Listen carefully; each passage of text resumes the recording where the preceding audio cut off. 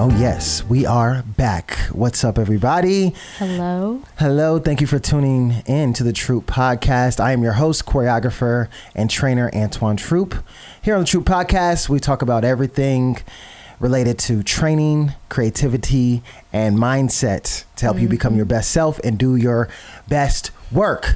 I'm ready to get started. This is gonna be a great episode. This is gonna be a real great episode. Before I get into all that, we need to have this young woman here next to me make her introduction. Hey, Jules, take it away. Tell them a little bit about yourself. Hello, I'm Jules. I'm a dancer, stylist, and producer for the podcast. Yes, she's gonna help us come in and get this thing together. You know, because my life and my mind is all over the place. No, but we try every day. Yes, we're doing our best. Mm-hmm. Okay, so before we get into, we're going to do a Q&A episode today. But before we get into that, I want to do a quick review of the last episode, which is, I think it's my favorite episode. I'm not supposed to have favorites, but it was a great episode. That was a really great episode. Mm-hmm. I feel like she had a lot to share.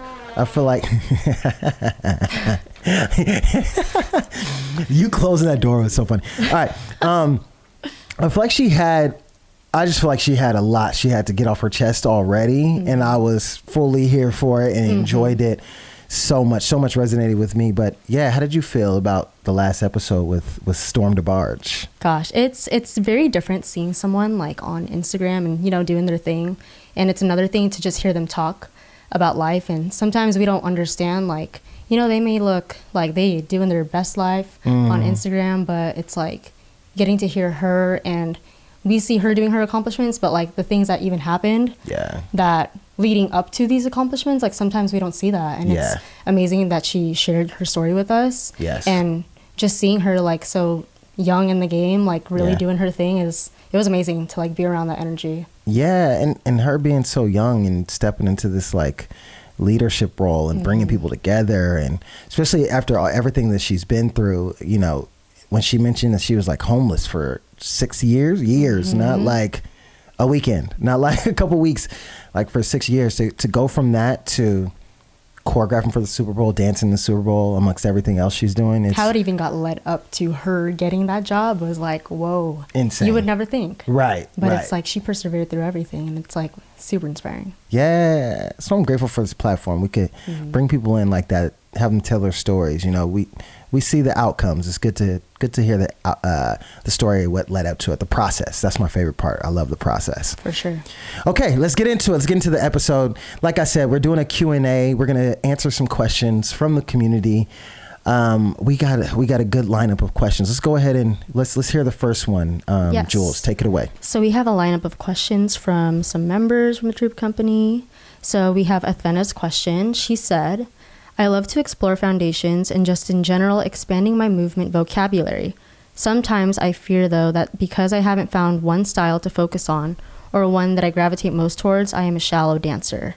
I know there are advantages to knowing many forms of movement, but do you think it is important to specialize? I just think about all of these dancers I look up to. Many of them specialize in one form, and it becomes easier to brand yourself on social media when you do focus on one style. Or maybe that is a misconception of mine. And did you ever find yourself in this situation? Because I know you are versatile. First of all, I love Athena. Thank you for that question, Athena. As soon as I seen her name pop up that she was submitting a question, I was like, this is going to be good. So thank you for the question. And this is very relevant. I'm sure a lot of people have this on their mind and heart. And to answer the last part of that question, I've definitely found myself in that situation. Let's start with first, you just need to choose. You just need to choose a style. Just run with one. Wherever you feel most led, go with that one first. Mind you, it takes years to master these styles, any of these styles. And anybody who we consider a master of a style, they're a lot of times even hesitant to own that title, right? It's a constant exploration. Us as artists, we're always going to be exploring and learning more about our artistry and different styles and all that kind of stuff, right? But what I would say, the most extreme version, which I'm even hesitant to mention, is you really should try to focus on like deep dive into a style, like one style a year and really, really dig in. I know people don't really want to hear that.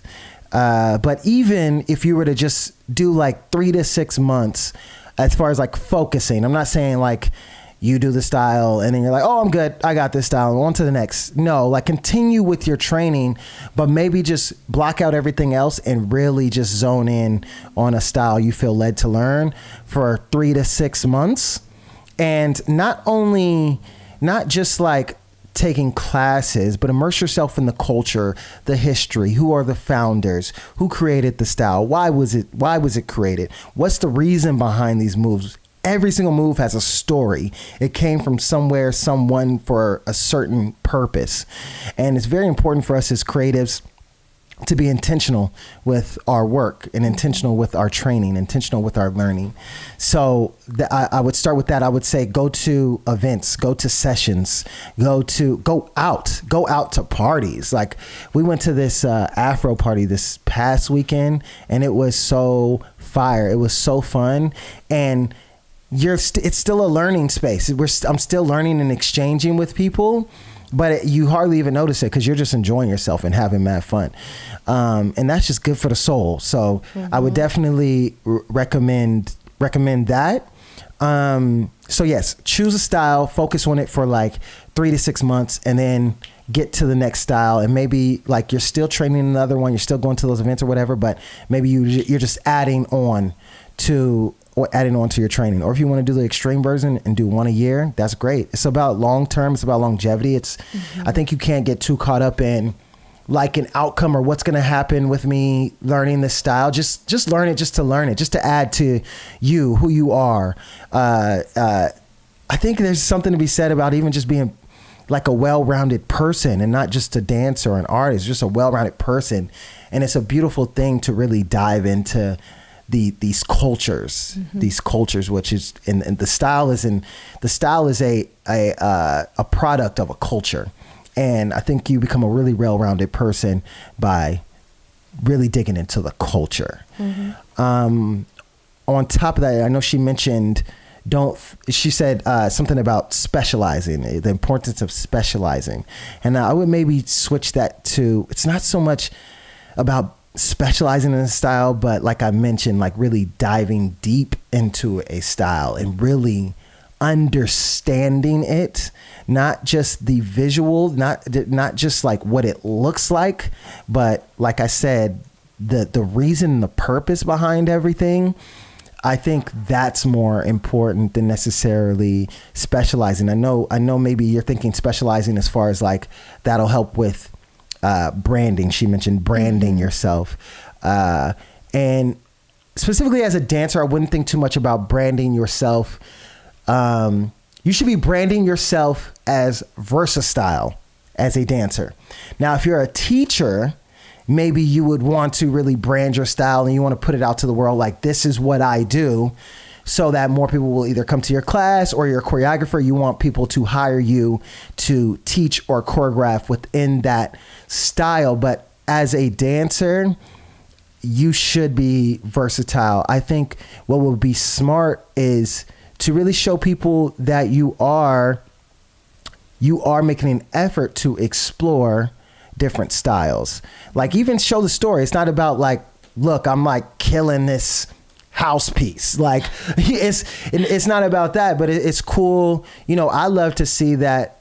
I think it really means something to me as a choreographer, like taking the teacher trainer hat off. But as a choreographer, I love to go on people's pages that, you know, either want to work with me or I'm thinking about working with. I love to see that they're, you know, exploring and trying new things and trying to learn, because that's the kind of person I want to work with. Someone that is constantly trying to be better. And they never feel like they're done and finished and like, this is it, I can't get better. I love working with those people, because when I get you in the studio, I know that you're going to continuously make the piece better. Every time I see you doing whatever we're working on, you're going to try to make the project better. And that's what we should be doing when we're collaborating, when we're working together. We all should be putting our best effort to make the outcome, the project, the artwork, when it gets delivered, when it's exposed to an audience, we all should be taking pride in the outcome, not just the person who is the choreographer, or if you're working with an artist. I feel like projects are really special when everyone is doing their job at the best that they can do. Nice. So yeah, I think that's it for that question. Great. How you feel about that? You feel like that was great? Good? Yeah. Okay. You got real soulful about that last one. I felt it. I know. All right. Next question. We have Roy's. Question is, what's something that you think is missing in the next generation of dancers, or something that you'd like to see more of? Great question. I've read this question multiple times, and I feel a way every time. Like I don't know. I feel something for this question. I think I just really care about the next generation, both as people, and also they're going to take dance where it's going to go next. Mm-hmm.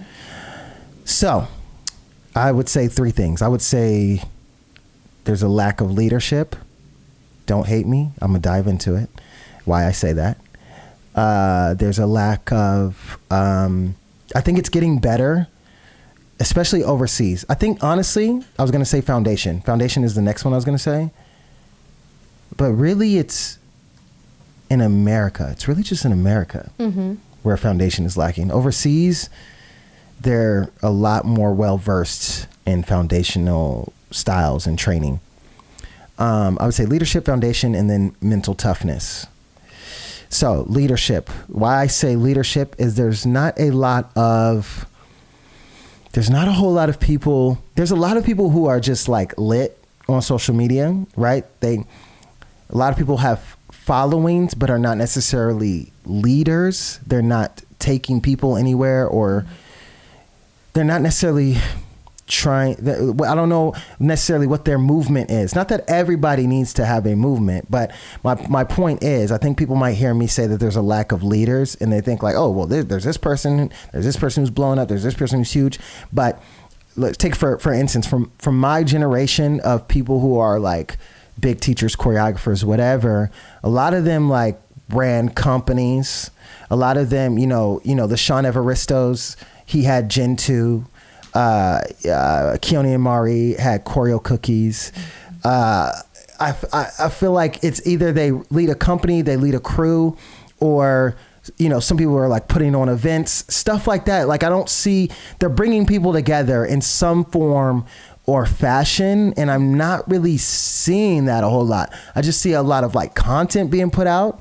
I see a lot of things being created.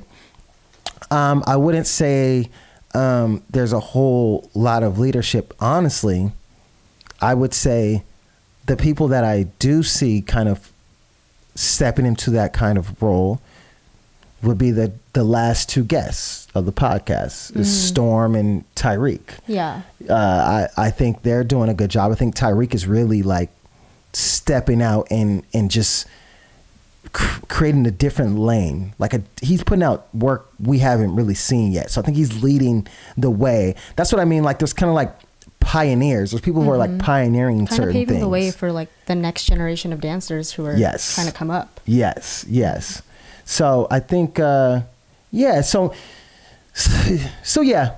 I would say there's a couple here and there. I think, and I think people are doing cool things online or cool things with their content, but I think it's just like also what's happening in reality, like offline, what's happening, what are the conversations you're having with people, what is your mission, where are you taking the next generation, how are you impacting their life, or how are you impacting dance, what are you adding to dance? I think that also has a lot to do with the last one I said, the mental toughness. I think there's an issue with a lot of leaders. I think in general, when you put yourself out there as a leader, you're kind of like exposing yourself for all kinds of opinions. Definitely. And especially in a cancel culture environment, and where everybody has an opinion, and people, not only everybody has an opinion, people are literally, oh man, this is so sad, it sucks. But when they see somebody's career taking off, they start looking for anything, for any error, anything to expose them and to end their career. And mind you, some people that have been canceled and removed from the community are terrible people, and they deserve that. But then some people are just getting attacked like for the littlest, pettiest things, just because there's people out there that are just not the happiest people. Not happy, so everybody else isn't going to be happy with me. Exactly. Misery loves company, as they say. Yep. So I can understand and empathize why it may be harder for this generation to really like put themselves out there. I've had conversations with some people who I feel like have all of the tools, the knowledge to step in that role, but I think they just don't see it in themselves, or they don't feel qualified, or they don't feel like, I don't know, they just don't feel like they have that respect, or anyone will even care, I guess. They just don't. It's just a lot of like self-love and self-care and just belief in yourself, and also realizing there's problems, and instead of like waiting for somebody else to create the solution, like maybe you're the solution. Maybe I think a lot of people have more in them than they realize. So I want to see some, new leaders stepping up that are just doing things in a different way, pioneering and taking us into the future. So leaders, I would also say a lack of foundation here in the States. It's partly, we live in a capitalistic society, and I feel like America's kind of like the epitome of that. And what happens with that being a part of the culture, everything's about looks and aesthetics and how much you have. And I think America's got caught up in, our American dancers, kind of get caught up in being lit and the clout and all that kind of stuff, the aesthetics of it, and everybody is in a rush to be in the most lit classes with the most famous popular people. And a lot of people skip steps. They don't take the foundation. They don't start at the beginning. Start, you keep the first thing first, right? And people go straight to the most advanced classes because it's what they've seen online. And you really only see that in like hip hop commercial styles, and commercial and hip hop historically are very different, but I kind of feel like they're so blended now, because hip hop type movement is everywhere in every video and everything. So yeah, you wouldn't do that in ballet or literally any other style other than what we do. You have to start at the beginning. You have to learn foundation. You have to learn technique first. And that needs to be more custom for hip hop dancers as well. Start in the beginning, and you'll be so glad that you did. There's a lot of people listening to this right now that need to go back. It doesn't mean like cancel your whole life, but but fit into your schedule, your routine, your weekly routine, fit more foundation in there. And you're going to hear me talk about that a lot, because foundation is forever. Yeah. Like, I'm really super busy right now, but if I had more time to take class, I really just want to take foundation classes. Like, that's really all I want to do. And that, you're hearing that from somebody who's already had a full dance career and choreography career, and I'm still saying that. I still want that. Super important as a dancer, super important as an artist to have solid foundation. And then mental toughness. And it's very challenging. I know this generation has grown up in an era, a social media era, and that's taken a toll on everyone's mental health. Not just this generation, mine, everybody's. We're all still learning how to deal with it, right? Like, and I think there will be regulations, or we will just change our relationship with social media, just like people change their relationship with alcohol or cigarettes, like before we really knew the toll it can take on a person. I think the same thing will happen with social media. Breaks are necessary. I know you're on a break right now. I take breaks often. I think that will be more popular. There is good that comes of it, but we just got to have a balance. And we got to figure out what that balance is for us as humans and our mentalities, our mindsets. So yeah, a lot of mental toughness. And also the thing is, there is a certain demand for hustle. There is a certain amount of hustle and work ethic that's required to be great at what you do. And the challenge with that is, I want to tread lightly with how I talk about this, is hard work has been demonized in a way, as sometimes people can make it out to be toxic. Like, you should never feel bad. You should never feel this. You should never feel. And I'm sorry, like, the journey is hard, and there's going to be days that are miserable. And sometimes you're going to be nervous, and sometimes you're going to be anxious, and you're going to feel all types of things. And I don't think that means that you're going the wrong way and you shouldn't be doing what you're doing. It just comes with it, especially when you want something so bad. It's just kind of like a part of it. And I feel like online it's become this thing where you should feel good every day, all day. You're supposed to always be happy.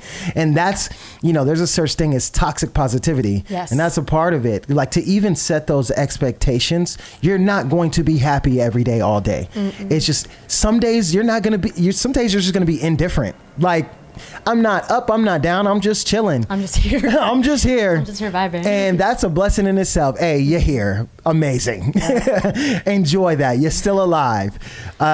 So I think mental toughness needs to go up. And what happens is, like, discipline creates freedom, right? So the more disciplined you can be and push through those kinds of moments, that's how you create freedom for yourself.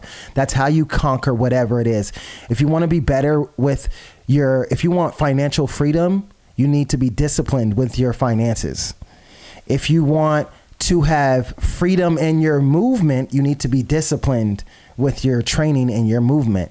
Whatever you want to be truly free in, you need to be disciplined in working on it. If you want to be free in who you just are and who you show up as a person, you need to be disciplined with always showing up as you in every room, in any situation, even when it's uncomfortable. And now that's hard. And that was a word for me. Like, that's God hard. Just gave that for me. I think he just spoke that to me too. and it's hard, but it's so worth it, because when you get to a point where it's like, you know what? Like, the people who don't accept it, like, those just are not my people, and that is A-okay. Not only is that okay, that's the greatest thing. Me and you both need to know we just are not for each other. Let's not waste any time hurting each other, trying to force something that just does not work.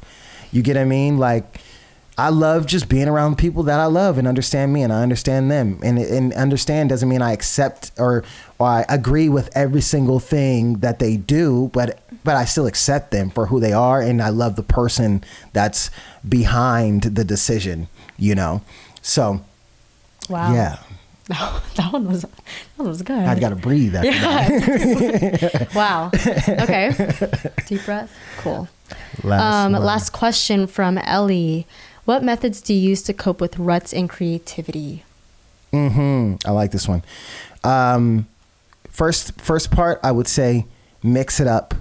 Like, change your process. Mix up your process. Wherever you typically work on your art, go to a new place.